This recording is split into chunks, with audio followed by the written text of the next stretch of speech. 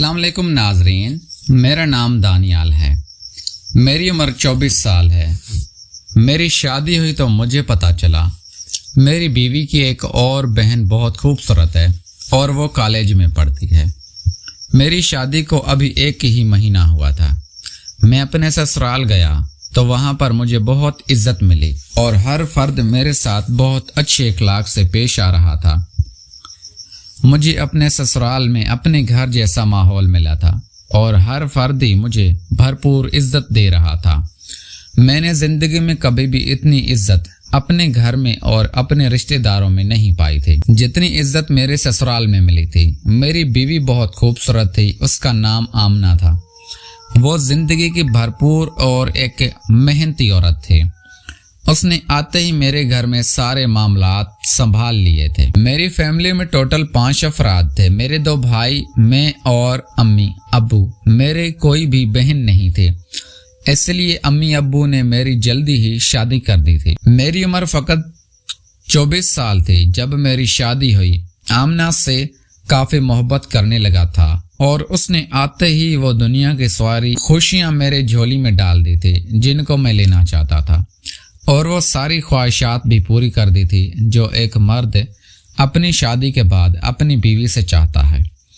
مگر نہ جانے کیوں میں اپنے دوستوں کے ساتھ میں رہ کر برے کاموں میں پڑ چکا تھا۔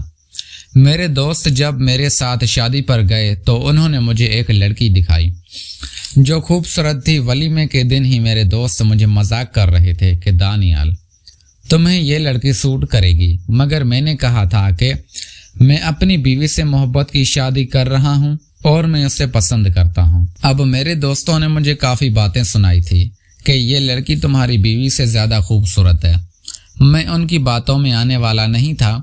تقریباً شادی کے 1 ماہ بعد جب میں اپنے سسرال گیا تو وہاں پر مجھے ایک لڑکی نظر آئی۔ وہ لڑکی بہت خوبصورت تھی۔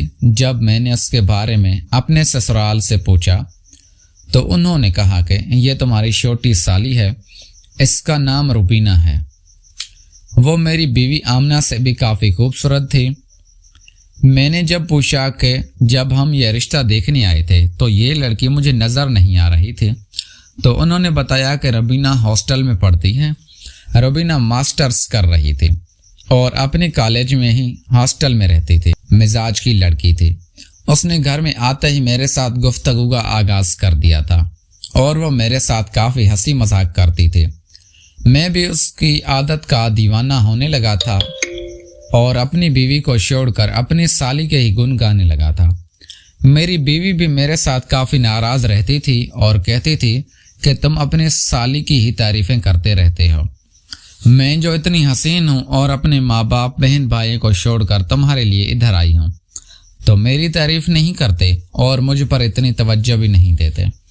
اسی طرح میری سالی روبینہ کو گرمیوں کی چھٹیاں ہوئیں تو وہ ہمارے پاس رہنے کے لیے آ گئی تھی اور میری تو چاندنی ہو گئی تھی۔ جو میں چاہتا تھا وہی میرے پاس آ چکا تھا۔ میں نے تقریباً 2-3 دن میں ہیرو بنا کے اپنے ساتھ سوٹ کر لیا تھا اور اس سے سب کچھ سکھا دیا تھا۔ میں نے رات کو اپنی بیوی کو دودھ میں نشے کی گولیاں ملا کر دی۔ ہم تینوں ایک ہی کمرے میں سو رہے تھے۔ میری بیوی رات کے 10 بجے ہی سو گئی تھی اور وہ گہری نیند میں چلی گئی تھی۔ مجھے پتا تھا کہ اب وہ صبح 10 بجے سے پہلے اٹھنے والی نہیں، کیونکہ ہم شہر میں رہتے تھے اور ہماری رہائش گجرانوالہ کی تھی اور شہری لوگ تقریباً 10-11 بجے ہی سو کر اٹھتے ہیں۔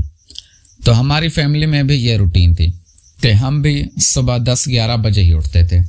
میری بیوی صبح 10 بجے تک سوتی تھی۔ اتنے میں رات کے 10 بجے تو میں نے روبینہ کو اپنے پاس بلا لیا تھا اور اس کے ساتھ وہ ساری حدیں پار کر دی تھی جو میں چاہتا تھا۔